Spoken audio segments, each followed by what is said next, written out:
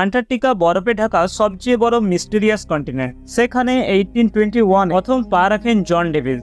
আমাদের মোট 7টি কন্টিনেন্টের মধ্যে আন্টার্কটিকা 5th পজিশনে লাই করে, যা পুরো বরফ দিয়ে ঢাকা। আন্টার্কটিকা বরফের এত বড় মহাদেশ যে এখানে 5 কিমি ডিপ পর্যন্ত শুধু বরফ রয়েছে। এই কন্টিনেন্টের 97% বরফ দিয়ে ঢাকা। বরফের এই কন্টিনেন্ট প্রায় 13.66 মিলিয়ন বর্গ কিমি জুড়ে অবস্থিত। সেখানে ইন্ডিয়ার মতো 4টি দেশ ফিট হয়ে যাবে। এই কন্টিনেন্টে এত বিশাল বরফ আছে, যদি একসঙ্গে গলে যায় পৃথিবীর সমুদ্রের জলতল প্রায় 200 থেকে 250 ফিট উপরে ওঠে। অর্থাৎ পৃথিবীর প্রায় ফ্রেশ ওয়াটারের 60% আন্টার্কটিকাতে আইস শিট রূপে। আন্টার্কটিকার পুরো বছরের তাপমাত্রা -50 ডিগ্রি থেকে -90 ডিগ্রির মধ্যে। আর এই কারণেই এই মহাদেশে জীবের অস্তিত্ব নেই বললেই চলে। এছাড়াও এই মহাদেশের 400টির বেশি লেক ডিসকভার করা হয়েছে, যা এই বিশাল বরফের নিচে আছে। বিশাল মহাদেশটিতে না কোনো টাইম জোন ফলো করা হয়, না এখানে কোনো দেশের দখল আছে।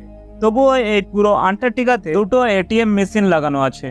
অনেক সায়েন্টিস্ট বলে থাকেন এই বরফের নিচে অনেক রহস্য রয়েছে, আবার অনেকে বলে এই বরফের নিচে একটা অন্য ওয়ার্ল্ড, এখানে এলিয়েনদের বসবাসও হতে পারে। কিন্তু রিসার্চার ও আর্কিওলজিস্টরা এই মিস্টিরিয়াস কন্টিনেন্টের রহস্য ফাঁস করার জন্য দিন রাত পরিশ্রম করেছে। এরা এখানে এমন কিছু জিনিস ডিসকভার করেছে যা সায়েন্সকেও অবাক করে। আজ আন্টার্কটিকা মহাদেশে ডিসকভার করা এমন কিছু অদ্ভুত জিনিস দেখাতে চলেছি। ভিডিওটি সাবস্ক্রাইব করে সম্পূর্ণ ভিডিওটি দেখুন। নাম্বার 6, 2009-এ এক রিসার্চার বরফ নিচ থেকে একটা বিড়ালের কঙ্কাল উদ্ধার করে। এখানে অবাক করার ব্যাপার এটা নয় যে এক বিড়ালের কঙ্কাল। অবাক করার ব্যাপার হলো এটি একটি এমন বিড়াল যে ডিম পারত।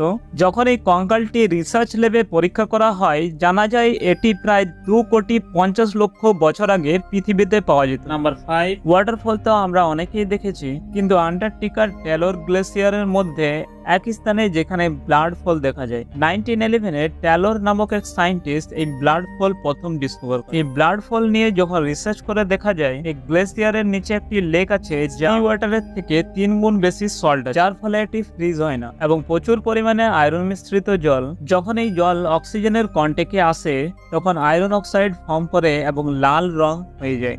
এর ফলে ওয়াটারফলের জল লাল রক্তের মতো দেখায়। ব্লাড ফল গ্লেসিয়ারের জলে সায়েন্টিস্টরা 17 রকমের আলাদা আলাদা প্রজাতির ব্যাকটেরিয়া পায়, যাদের বেঁচে থাকার জন্য অক্সিজেন বা সানলাইটের প্রয়োজন হয়। সায়েন্টিস্টরা মনে করে এই ব্যাকটেরিয়া এমন এক প্রজাতি যেসব প্ল্যানেটে অক্সিজেন বা সানলাইট পাওয়া যায় না সেখানে পাওয়া যায়। কিন্তু এই ব্যাকটেরিয়াগুলি পৃথিবীতে কিভাবে এলো, এটা একটা বড় রহস্য। 1980-তে বেশ কিছু জায়গায় ডাইনোসরের কঙ্কাল পাওয়া যায়। এই কঙ্কালগুলি পরীক্ষা করে জানা যায় এগুলি কম করে 70 লক্ষ বছর পুরনো। এর থেকে বোঝা যায় 70 লক্ষ বছর আগে আন্টার্কটিকার টেম্পারেচার বসবাস উপযোগী ছিল। হয়তো তখন এই বরফাবৃত মহাদেশ সবুজে ঘেরা। নাম্বার 3, 2014-এ আর্কিওলজিস্টরা আন্টার্কটিকাতে মানুষের মাথার খুলি বা স্কাল পায়। অবাক করার বিষয় হলো আন্টার্কটিকা থেকে পাওয়া এইগুলি প্রথম হিউম্যান স্কাল ছিল। আরো অবাক করার বিষয় হলো এই স্কালগুলির শেপ, কারণ নর্মাল স্কালের তুলনায় এই স্কালগুলি ছিল অনেকটাই আলাদা। এইরকম স্কাল ইজিপ্ট থেকে আগে আর্কিওলজিস্টরা পেয়েছেন, তাই তাদের মনে হয় কয়েক হাজার বছর আগে আন্টার্কটিকাতেও মানুষ বসবাস করত। নাম্বার 2, গত 50 বছরে আন্টার্কটিকা থেকে প্রায় 10,000-এরও বেশি মেটিওরাইটস ডিসকভার করা হয়। মেটিওরাইটস গুলির মধ্যে কিছু এমন যা 1 লক্ষ বছরেরও বেশি আগে। 2015-এ আন্টার্কটিকা থেকে ডিসকভার করা হয় একটি মেটিওরাইট যা বলা হয় মার্স থেকে এসে পড়েছে, কারণ এই মেটিরিয়ালসে এমন কিছু ব্যাকটেরিয়া ছিল যা মার্সে পাওয়া যায়। নাম্বার 1, আন্টার্কটিকার বিশাল বরফের নিচে রিসার্চাররা এনসিয়েন্ট রেইন ফরেস্টের প্রমাণ পায়, যা প্রায় 9 কোটি বছর পুরনো। এই ডিসকভারি আটলান্টিকার এমন একটি সময়ের খোঁজ দেয় যা কোনোদিন হারিয়ে গিয়েছিল। এই ফরেস্টের ফসিল বরফের অনেক নিচ থেকে পাওয়া যায়, যা থেকে গাছের বীজ, মূল ইত্যাদি পাওয়া যায়। কার্বন ডেটিং করে জানা যায় যে এই ফসিলস প্রায় ক্রেটেসিয়াস পিরিয়ডে, সেই সময় এই স্থানেও গরম আবহাওয়া বিরাজ করতে। এই ফসিল প্রমাণ করে যে আন্টার্কটিকাতেও একসময় সবুজ বনভূমিতে ঘেরা ছিল। এছাড়াও 1909-এ এখান থেকে পাওয়া কয়লা এটা প্রমাণ করে যে এই রেন ফরেস্ট কয়েক কোটি বছর ধরে এখানে ছিল, যা আজকের দিনে ফসিল ফিউলে পরিণত হয়েছে। ভিডিওটি ভালো লাগলে লাইক, শেয়ার, সাবস্ক্রাইব করুন। ধন্যবাদ।